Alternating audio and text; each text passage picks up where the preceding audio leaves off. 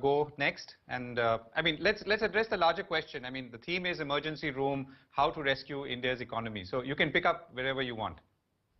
Yes, thank you. I completely agree with Dr. Rajan's comments. I think there's a lot of evidence that we began the pandemic already in a state of really economic mismanagement, broadly speaking. And there are many factors behind this. There was the demonetization, the completely crazy move that destroyed the informal economy. There was a very botched goods and services tax implementation, which further destroyed the informal economy. Yes, Dr. Rajan mentioned, the large fiscal deficit, or rather the public sector borrowing requirement. We have to remember that just a few months before, we had a massive tax cut, which by the government's own admission gave away, I think, 1.6 lakh crore of GDP in revenues, which you could have actually spent in a much more useful way by putting money in the hands of those who would actually be spending it, rather than corporations who salted it away to improve their balance sheets. And so we have entered a pandemic in which, yes, the fiscal gap was already large, but in a situation like this, if you don't spend, you're actually making matters worse. And so I think what's very clear is that this was an attack certainly on both demand and supply, but the attack on demand is coming on a series of attacks on consumer demand and on mass demand in particular. And you are doing nothing to alleviate that. And so, yes, improvements in supply will come as the lockdowns ease and so on, which they will never actually get completely solved until you solve the pandemic. But that's a separate issue. If you don't help demand to recover, then private investment is not going to come up because, they won't find markets. Despite the automobiles and so on for now, I think the pent-up demand, yes, a little bit, but it will taper off quite soon. So the government has to spend, to put money in the hands of those who would actually spend it and have large multiplier effects. If they don't, and if they do exactly what has happened over the last 9 months, which is that they're spending less because they're getting less revenues, and so they're worried, and so they end up spending less, that's the worst possible scenario. That's completely counterproductive, because that actually means lower than anticipated economic activity, lower revenues, and therefore larger deficit anyway. And of course, your deficit to GDP ratio will rise even more because your GDP will not have risen. So they are being counterproductive in the worst possible way. If ever there was an absolute no-no time for austerity, it's now. And I think across the world, governments have recognized this. For some reason, the Indian government, I'm unable to understand it because there's not a balance of payments deficit right now. We don't have a big sovereign debt problem. It's entirely some kind of weird colonization of the mind, which is preventing the government from spending as it must to enable any kind of minimally sustainable revival, I would argue. So what is to be done? To me, it's very clear. You have to spend now. You don't have to say, well, will I get this much tax revenue and therefore I will spend that much? No, you spend right now and generate the economic activity that will create over time more revenues. The fear of inflation, a lot of the inflation there are certainly issues in the supply chain for food commodities. There are certainly issues in the supply chain for a bunch of manufacturers as well. I would argue that spending has to be directed, first of all, through, let's say, expanding the employment guarantee to every adult in rural areas, getting rid of the 100-day limit, beginning an urban employment guarantee, massively expanding cash transfers like universal pensions and so on, which really our level of universal pension is obscene, 200 rupees a month still. And basically ensuring more demand while also moving to ensure those things that will assist supply chains to become functional and work better. And that is not crazily ambitious thinking. This is what many governments in the world are already doing. And actually, I cannot understand why this government in India is so reluctant to do what seems so obvious. Okay. Are you pausing there, or? Yes, I'm pausing. Yeah. Yes. Okay.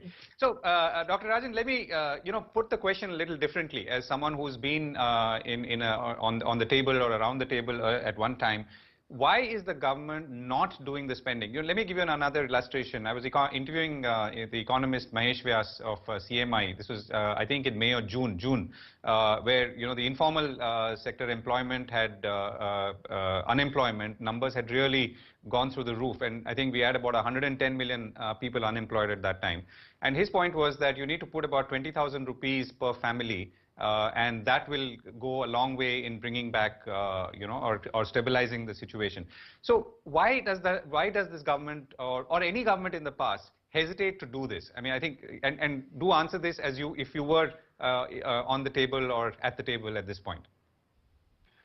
Yeah, look, I can't get into the minds of the government officials. I do think there are a few constraints, but the question is, why aren't we working harder to overcome them?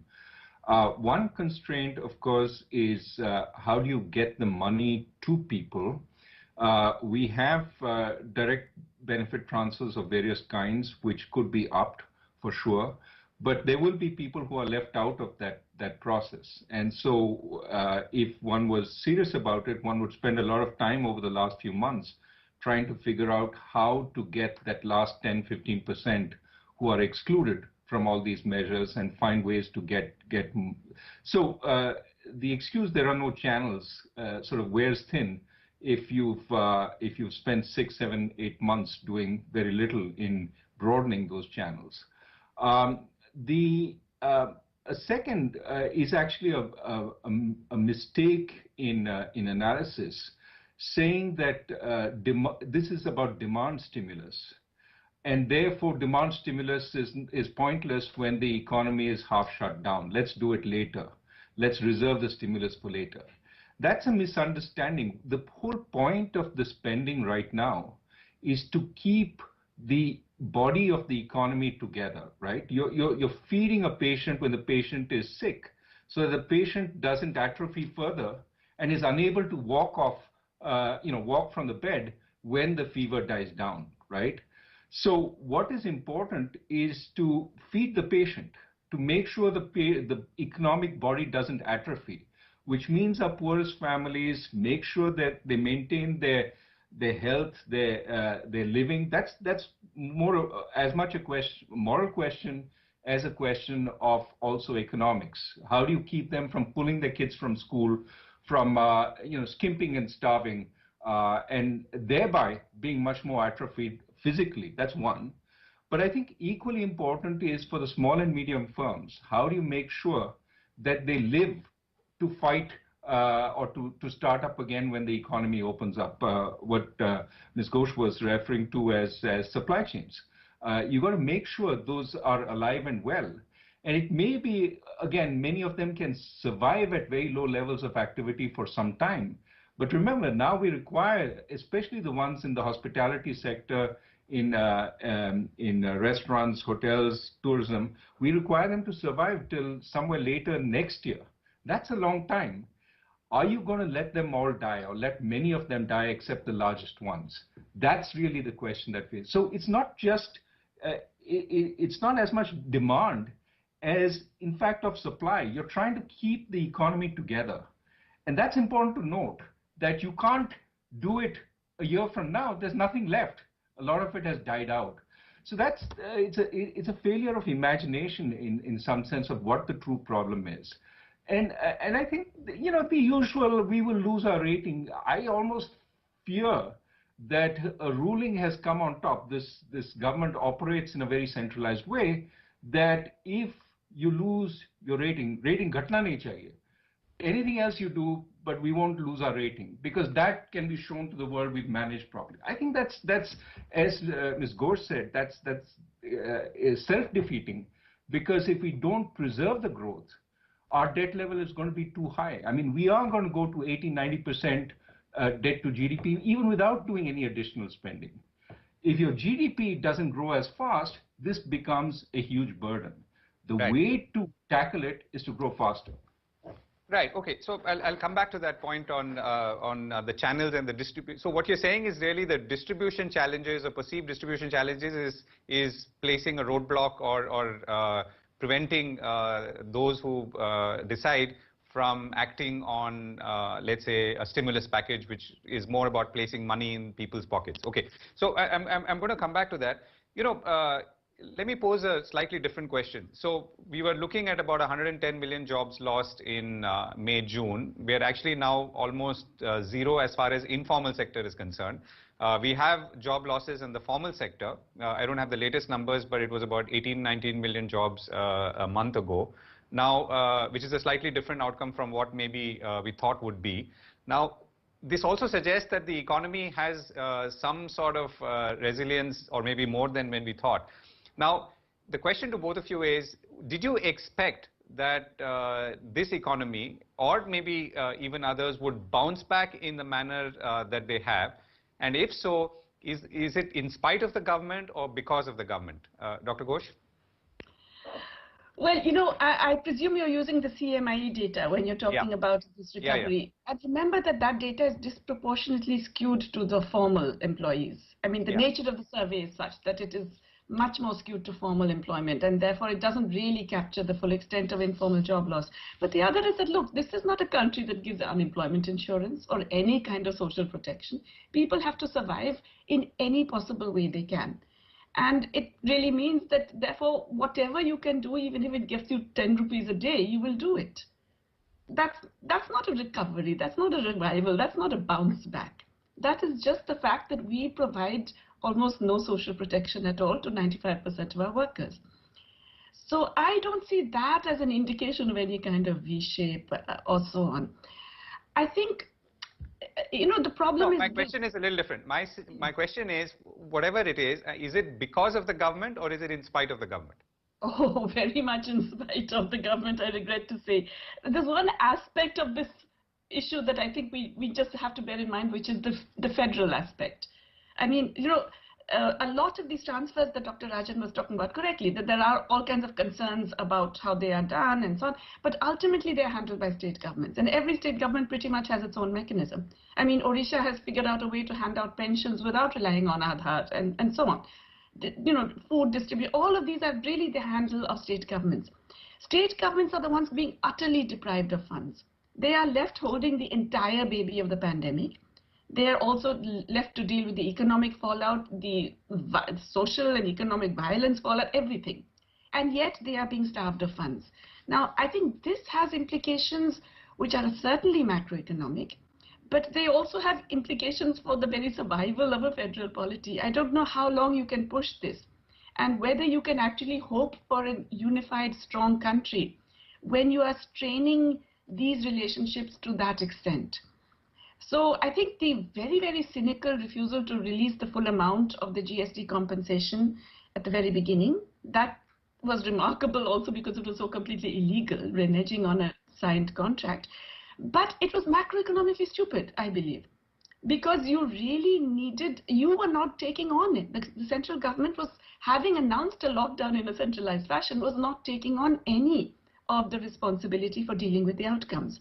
State governments were left to deal with this with less money, with collapsing revenues of shares of revenues of their own, with no independent revenue raising powers, and not even provided the money that they were due. Many of them have taken loans along that peculiar scheme that was developed as a way of somehow dealing with that fact that the central government, they are now reaching the limit even of their ability to take that extra 1% of GDP. What is going to happen to the states? There are several finance ministers have already said that they will not be able to pay salaries in December. Right. So we are looking at a fiscal cliff of the worst possible kind, in a way. Okay.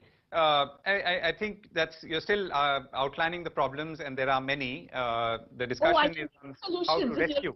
Solutions, easy. Okay. I mean, solutions that have been stated from the very beginning. Okay. Yeah, okay, you don't want those now. Right. No, I do want them, but let me come back to you in a second. Dr. Rajan, so, and I'm going to come to banking, of course, in a second, because I'm assuming that's integral to some of the problems. Is this an opportunity to reimagine this economy and this country and the way we run the economy? In that reimagination, should we be thinking of new thoughts, your third pillar approach, for instance, and you kind of alluded to it in the opening as well, or is it really, bringing out older thoughts and maybe implementing and executing them differently? I mean, just to take a step further back. Almost surely we have to do things differently, right? I would argue that after the first flurry of growth post-liberalizations, we slowed considerably because we didn't think of new ways of reinventing ourselves. I'd say the last reformist government was probably the NDA, whose term ended in 2004. After that, we've reformed in not so much growth-enhancing reforms, but distribution-enhancing reforms, which is fine, but ultimately you need the growth to provide the resources for the distribution. And what this change in emphasis, in fact, is partly why we are in fiscal stress. I mean, this current government has been fairly good at implementing distributional reforms, but because we've slowed down significantly in growth, we haven't got the resources, at least to the extent that we need. And really, I mean, India being a vast country, we have to have reforms that allow, the productive capacity of each and every one to be engaged. That means certainly working on their capabilities, better education, healthcare, etc., which we need to get everybody to be able to compete in this modern economy. But we also need, better infrastructure. We need the ability to open a firm more easily. We need less economic concentration of power, but more spreading of opportunity. I mean, these are easy to say, hard to implement. But we absolutely need to think of what kinds of reforms we have to do to make this possible, to essentially engage the energy of the people. And for far too long, I think after that initial flurry of reforms, we've sort of gone back to old ways, so much so that now, I mean, I actually don't know what Atmanirbhar means, but I would like to believe that it is expanding the productive capacity of our people so that we can do more, but it doesn't hopefully mean putting curbs on competition, whether domestic or foreign, so that, that is a force which keeps pressure on all of us to do better, and we need that. So bottom line, what I would do is, there are lots of reforms that have been discussed over time. Perhaps this is where Professor Ghosh and I would part ways a little. We've been agreed on so many things.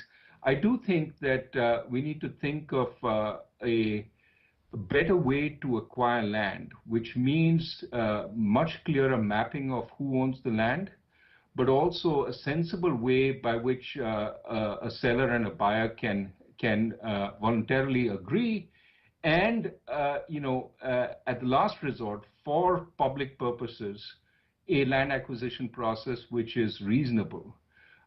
We have a tremendous need for infrastructure. It is important to protect the weaker segments of society from being dispossessed of their land, but it is also important to make possible some sort of building out of that infrastructure without requiring a government which is first world in its capacity, and we simply do not have that. So how do we enhance the land acquisition process in a way that is fair, but in a way that that is not interminable, and which is largely voluntary to the extent possible? So how do we do that? That's one of the most important things we need to think about, because countries grow initially based on infrastructure. It creates low-skilled jobs. It creates a lot of capacity for logistics, which enhances manufacturing jobs. It's the way each of our East Asian sort of peers has grown. How do we do that in a more effective way?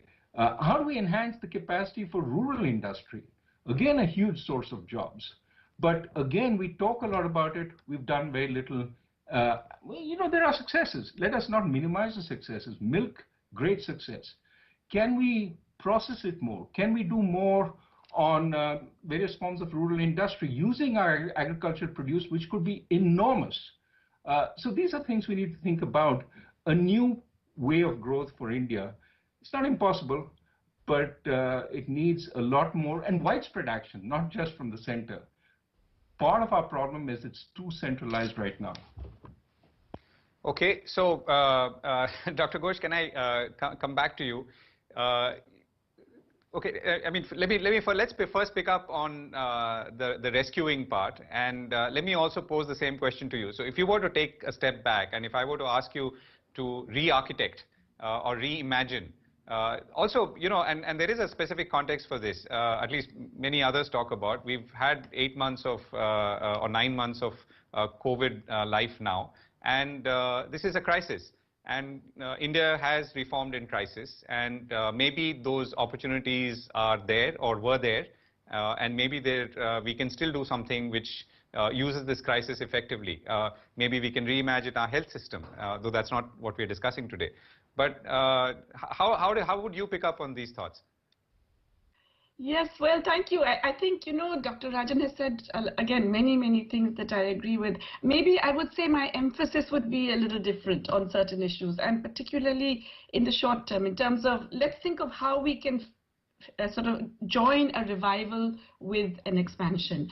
So the revival, obviously, in the first instance, has to be based on demand, which is hugely influenced by existing programs like the employment guarantee. So once again, I repeat, we make the employment guarantee available to every adult, not per household. We expand the number of days. We introduce an urban employment guarantee.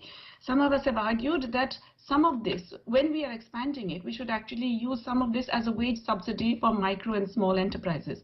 That is to allow them to hire workers and pay the excess over the wage, the MNREGA wage rate, so that they get some kind of a subsidy, which in turn helps them to survive over what is a very critical period, as Dr. Rajan has already mentioned.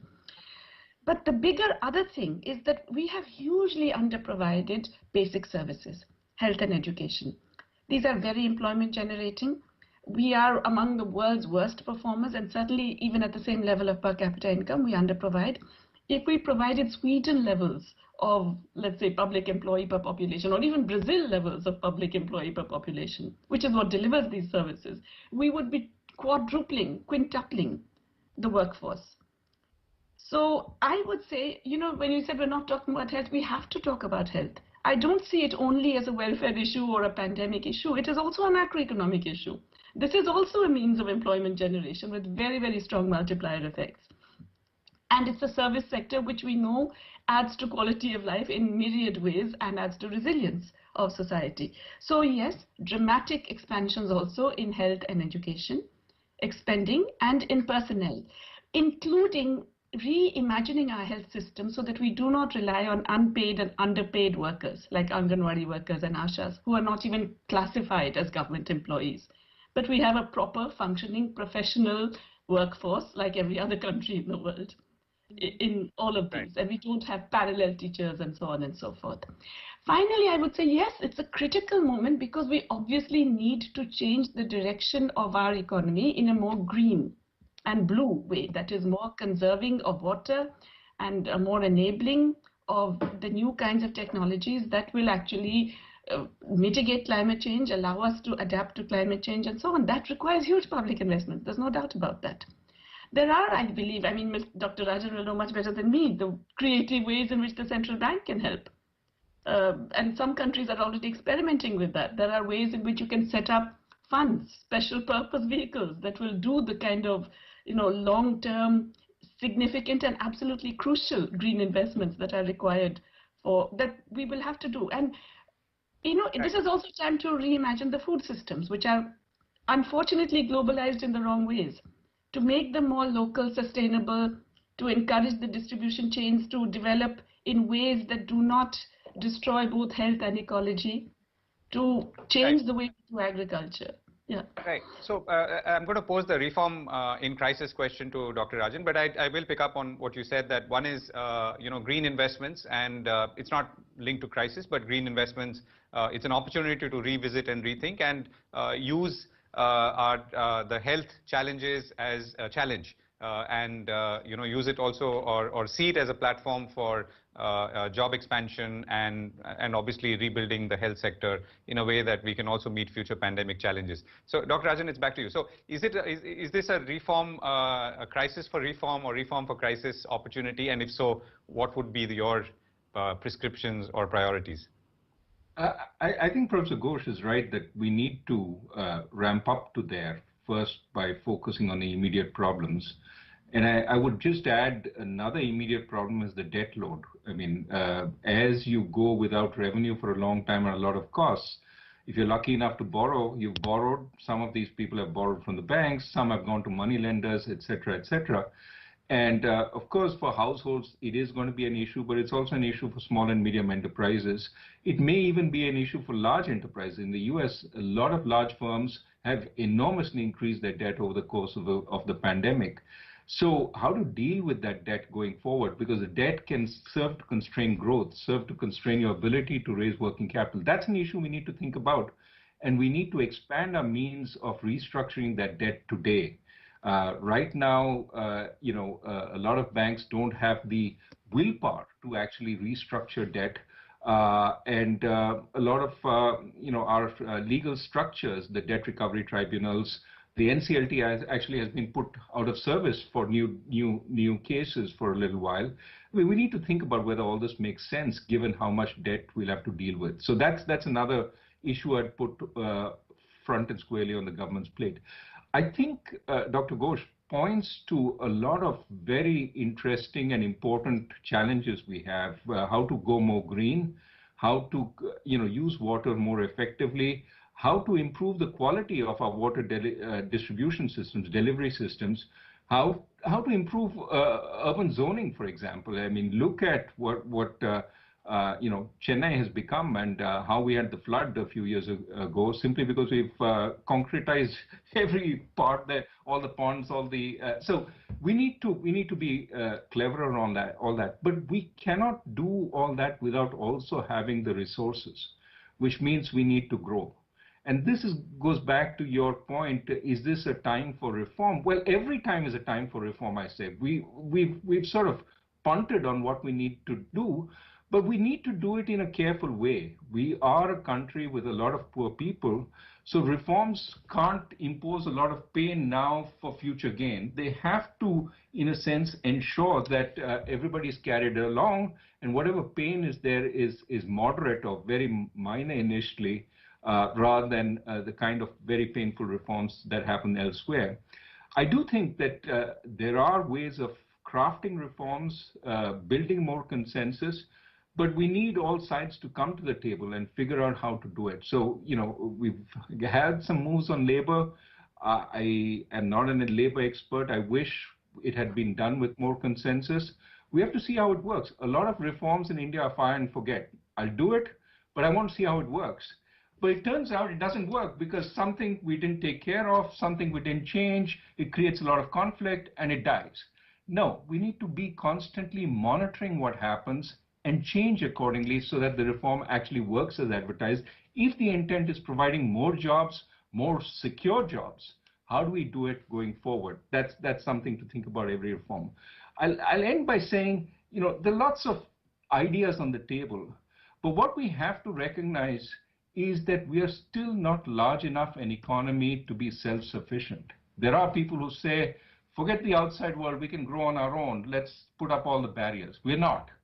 And if we need to grow, we need to be open, not just to goods and services, but also to people. We do need talented people from abroad to come.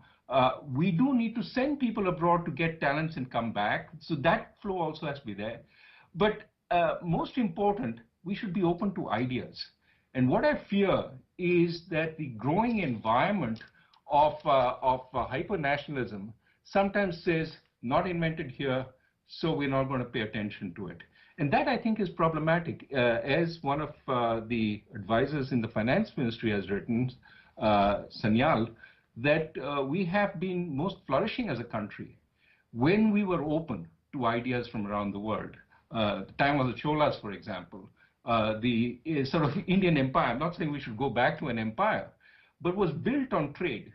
And we need to understand that openness is not a weakness, it is a strength. The ability to pick and choose ideas from outside, the ability to sell your goods outside. But if you want to sell your goods outside, you should also be willing to import goods. The idea of only selling but not buying makes no sense from an economist perspective. So let's, embrace openness in many ways. I think those are some of the things we need to do. Of course, there's a whole political angle which we need to focus on, but that's for another day. Right. Okay. And I still have a banking question. But, when you talk about imports, now there are two, I think it bifurcates into two questions. One is the China question, which is obviously a strategic military and political question, as well as and imports in general. A lot of what we are affected by perhaps is Chinese imports because that's what we consume and so on. So how would you look at that dichotomy, if so? Well, Sorry. No, please go ahead. No, please go ahead. No, you go ahead. I'll go get to this after you, please. No, I wanted to hear what you say, so do carry on. Yeah. No, I was just going to say, look, there have been other times. Remember when any kind of import, it wasn't just Chinese. Fortunately, now it's just Chinese. But any kind of import was a threat to our industry because we were so bad at doing anything. And I do remember the early 2000s when, for the first time, I sensed a confidence amongst our manufacturers. The lowest cost steel manufacturers, Bharat Forge does wonderful things and sells across the world. We were confident. What we've done over the last 20 years, whether because we've not done the appropriate reforms or because we've let that side of our industry dominate, we've become pessimistic again. We cannot compete with the rest of the world. If we let the rest of the world come in, we'll be wiped out. Well, we let the rest of the world come in the auto sector. Our old auto sector did get wiped out, but we will build a new auto sector with many more jobs, much more modern, right?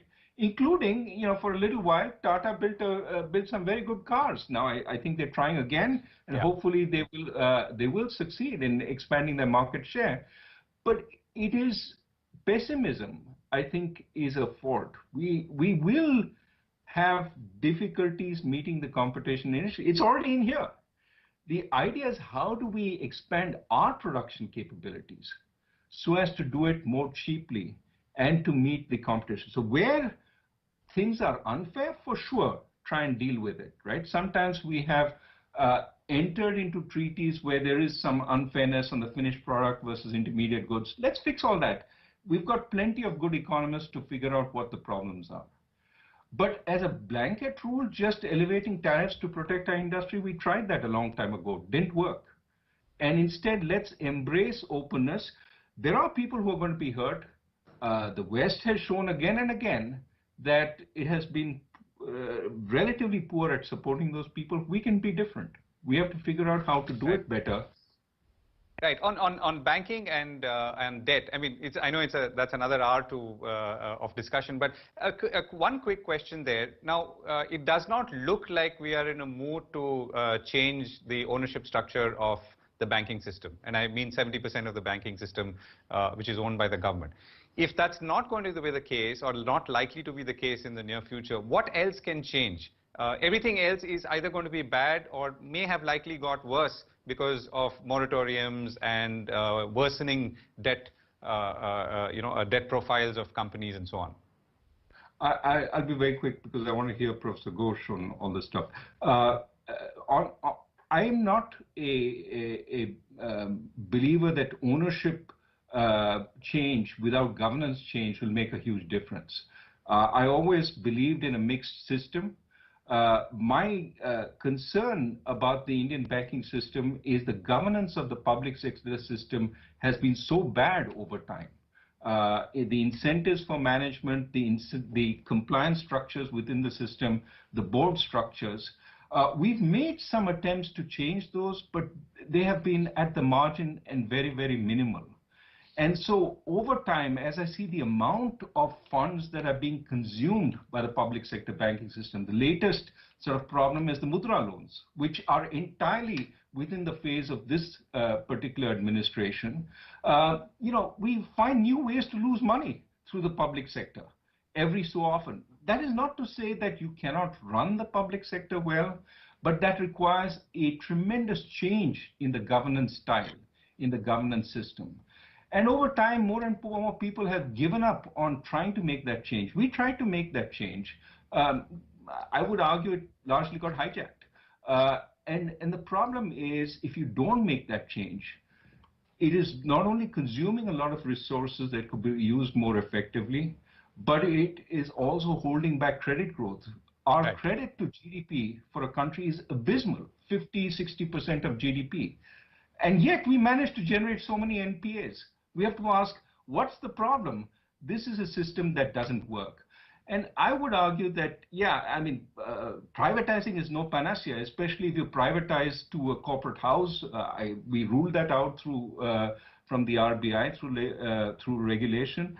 But I would argue that we need to think about running this system much better, which means significant governance change, and some of that could involve selling shares widely, but bringing in private sector governance. Okay. Dr. Ghosh, do you want to weigh in on that? Yeah, no, I think he's absolutely right. I think Dr. Rajan made some very important and profound points in this. The most important of which is that the incentives in the banking system are all wrong for both public and private players. And until you change that, until you fix the incentives, the ownership is, I won't even say it's irrelevant. I mean, unfortunately, both are open to scams, the way things are run at the moment.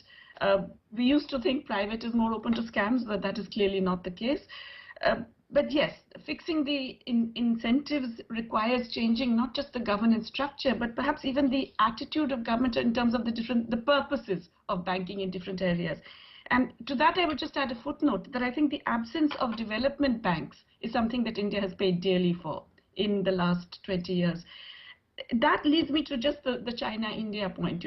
China over the last 4 decades has spent 20% of GDP on infrastructure. India has spent on average 2 to 3%. So it's not surprising that they're much better at everything and so on. I mean, look, logistically, to me, it's a source of amazement that anybody can export from India when you think of all the constraints that they have to face. So you don't spend this little amount on infrastructure without paying that cost. So I do believe that that's a critical element in ensuring that openness works for everyone. Having said that, I also believe you have to be open, certainly to imports, to ideas, to people, but you also need a trade and industrial policy. You have to do that thing about, intermediate versus final goods, about which particular sectors, about where you have employment that is going to be hugely affected and how you protect those. So you do have to do this in a context of I would argue, trade, industrial, and technology policy. Right. We don't seem to have that anymore. Okay, cool. Okay, I'm going to jump to questions, and there have been quite a bit, and I'm already running a little late. Dr. Rajan, your book, The Third Pillar, talked about, addressing those who've lost from trade and technology. Now, COVID has actually accelerated that, and that's a question from Satish. He says, COVID brought out the level of economic, social, and digital inequality in our society, and how do we reduce them? Yeah, I think COVID basically deepened every fault line that existed, right, in every country. We've seen the plight of the migrants in India. We've got the frontline workers here who are largely low paid, while highly paid service workers are able to do work from home. 45% of the economy in the US, 10% in Bangladesh, and of course we get paid far better than the people on the front line. So that inequality has certainly increased, and by many counts, that's also the reason demand is so weak across the world. We need to fix that. I would fix it by leveling up to the extent possible, building capabilities, which goes back to the point about we need, as Professor Ghosh said, focusing on health, on education. These are fixes in industrial countries. These are also likely to be fixes in the emerging markets. In addition, we need that infrastructure she talked about to make us able to compete across the world. So there is a path by which we can reduce all these inequalities, and it is a path which hopefully will lead to a happier future. But we need to start. We need to have started 20 years ago. But certainly today is already way past the time to start. We should do it now. Okay. Sunil Chavan asked, let me put this to you, Dr. Ghosh. When revenue is so low, from where should one get the money to spend except to print more money? Well, in the short term, yes, you print more money. Short term. I mean, I think that's a no-brainer, right? And everybody else in the world is doing it. I don't see why we should not. But yes, obviously, over time, you have to raise revenues. Here, I'm all for reform. And I would argue for tax reform in two major areas.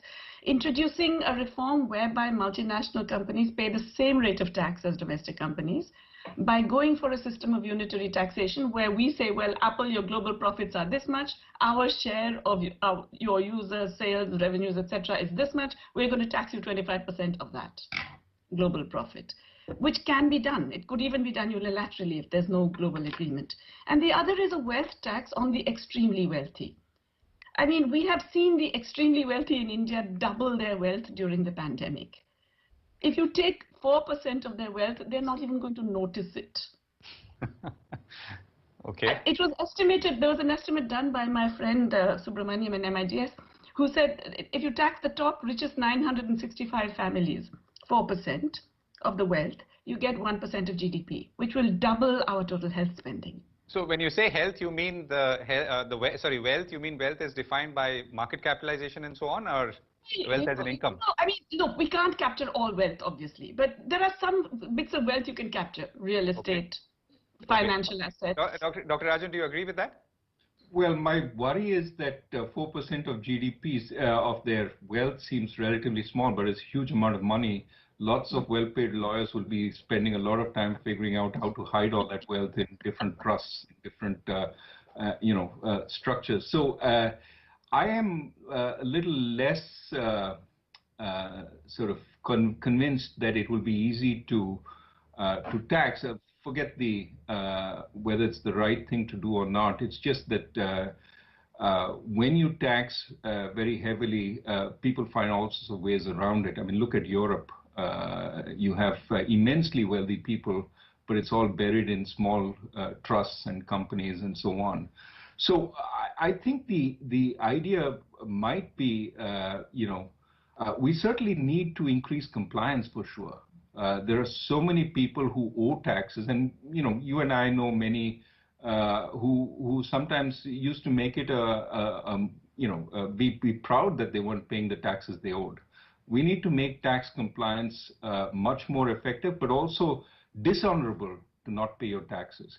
And this is where I would argue that if we have a sensible information sharing structure with constraints on what the government can do with that information, some kind of protection of individual privacy, but get at the large unaccounted wealth through that, you will create a better environment for tax compliance. And certainly our tax compliance is way below where it should be. Okay. And your argument against demonetization was similar, that people will find a way around it. Well, I didn't understand what the whole point was. If in fact the clever ones would find their way around it, and you would end up harassing the ordinary citizen who may have sort of put away some money for legitimate reasons, now had to explain to the officer why they had 40,000 in a jar. I mean, most people hold a lakh of middle-class people hold a lakh somewhere in their Godrej because they need to spend on emergencies. We don't have credit card use, right? So now to have to pull that out, I understand a lot of women were saving for the household, keeping it separate from the household expenses, and now to have to reveal that. I mean, it caused a lot of disruption. For what value, I am less convinced that it was necessary. Okay, Dr. Ghosh, back to you. Shnila Parveen asked, how effective would be universal basic income as a measure in these times? I personally am more in favor of employment programs than a universal basic income. But my other fear in countries like India is that it would be used to replace basic services rather than to add to them. And I think that was also the stated intent in some of the official documents that came out. So I have two concerns. One, that the amounts distributed would be so small that they would become irrelevant and rapidly eroded by inflation. And second, that this would be a ploy to actually cut down on essential public spending for basic services. So these are my concerns with that in a country like India. Okay. Mr. Ethiraj, just adding to that, I mean, yeah. I think that a sort of low-hanging fruit in India is how to make sure that people get the basic services that they have been promised, right? Can we use technology far better to make sure that people who are, promised medical services, are promised various forms of insurance, are promised educational services, actually get them and of a reasonable quality? And that's something we need to really work on because that's a place where we're underserving the people. Can I just come back? One quick intervention on that. That's absolutely true, but we have to look at the variation within India. Tamil Nadu and Kerala actually provide really good health services at every level, down to the local primary health center. So right. There are good examples. There are best practices even within our own country if we care to look at it. Using Absolutely. Technology, I completely agree. Food Corporation of India became so effective in Jharkhand when they started implementing the electronic weighing of the truck at every stop.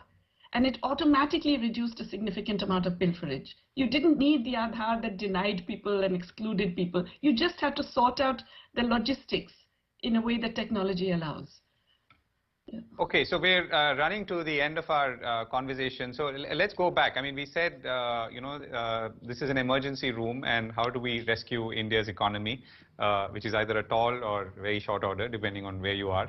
Let me ask each of you to respond to that and also sum up from your vantage point. And let me start with you, Dr. Ghosh. So the question really is, how do we go into this? I mean, I think it's all clear now that there are multitudes of options, policy prescriptions and all that, as they've always been. One of the themes that seems to have come out is that we need to have an open mind. Right? If you have an open mind, then many other things follow. We need to maybe trust some people, and maybe we need to not trust other people. We need to not centralize. We need to bring more people onto the table, exchange ideas. What are your thoughts? And as an approach to rescuing the economy?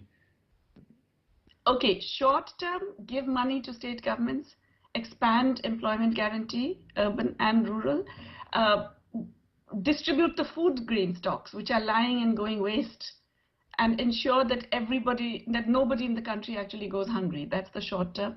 In the medium to long term, really think about creative ways to do green and blue investments, including using both monetary and fiscal policy.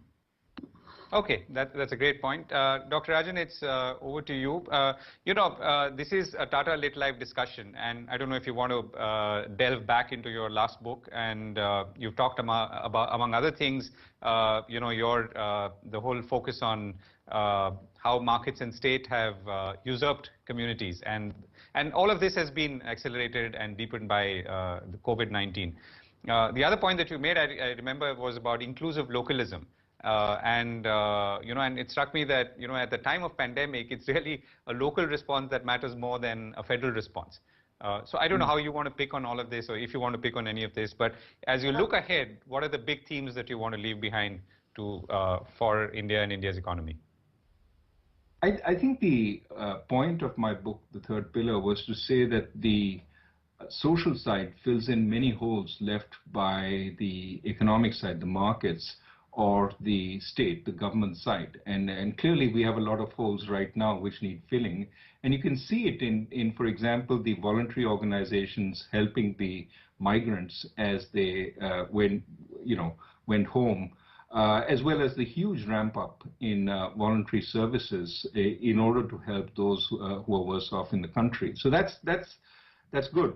I mean, to some extent, I have been emphasizing the need to decentralize far more. We are too large a country to be driven by the center. This resonates with Professor Ghosh's thought that it's the state and local state governments which are doing a lot more and have more direct contact with the people, and we need to decentralize more resources, which is something every finance commission has proposed till the current one. But also the state governments have to decentralize far more to the local governments, to the panchayats, who know what the real problem on the ground is. More local power means people have a greater sense that it's their responsibility, are willing to monitor what is done with the funds, are willing to act up if it's not spent properly. And that's really an energizing of our democratic forces. So I would say more decentralization is really in our interest. Now, what people don't realize sometimes is this was a huge debate at the time of the Constitution. There was the Gandhian side, which was India belongs in our villages. And there was both the Ambedkar side as well as the Nehruvian side. Nehruvian side was centralization because the central government was important also in creating unity, integrity in the country. But Ambedkar, because he believed central universal values would trump the localistic, more tribal values, which were holding back, the scheduled castes. And my sense is we have now reached the point where, we've addressed in small measure, not in full measure, some of these issues.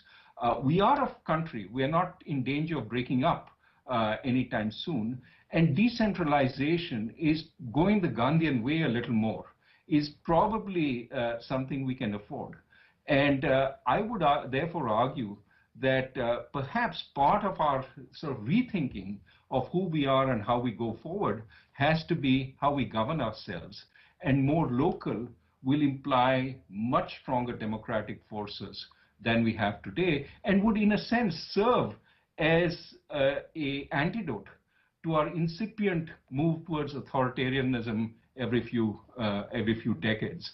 And we need a structure which works much better given that. So that's why I think decentralization is really important for India. It's what every finance commission has proposed. I hope this commission also proposes the same thing rather than a reversal of what we've done in the past. Can I quickly supplement that with another question? I mean, you are in the United States, in Chicago. Now, the elections have happened, and one of the points that you have mentioned just now, I mean, a little while before we started, was the institutional deterioration. And what America does or will do now in order to repair the institutions, and including maybe some economic institutions, is something that the world will watch, and if handled well, will benefit from, including, let's say, getting back into Paris. And to pick up on the point that Dr. Ghosh made. So what's your sense? It is going to be a constrained government, but will they repair? And if that repair happens, how will the world at large, or particularly countries like India, can they benefit in any way? And what should we look out for? I think the US is realizing, despite all the talk about checks and balances, how few checks and balances there are to a determined authoritarian in the White House. And so hopefully over the next 4 years, they will figure out what new checks and balances they have to put in place.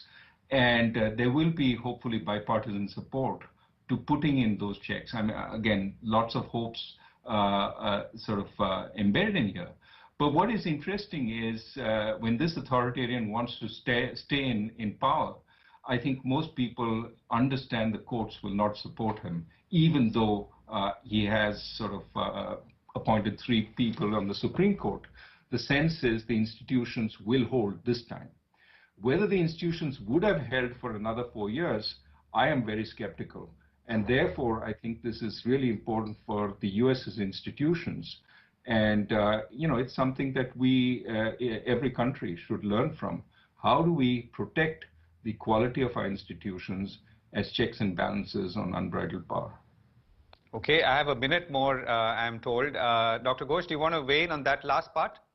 No, I think Dr. Rajan's absolutely right. I mean, look, it's kind of obvious, right, that US has just dodged a bullet, but I think the whole world has dodged a bullet, actually, because there are so many things at stake for the rest of the world. Paris, you mentioned, maybe an SDR issuance by the IMF. I mean, a whole range of things that were being blocked are now feasible, and perhaps less support for authoritarians across the world. I think that is something we can all hope for.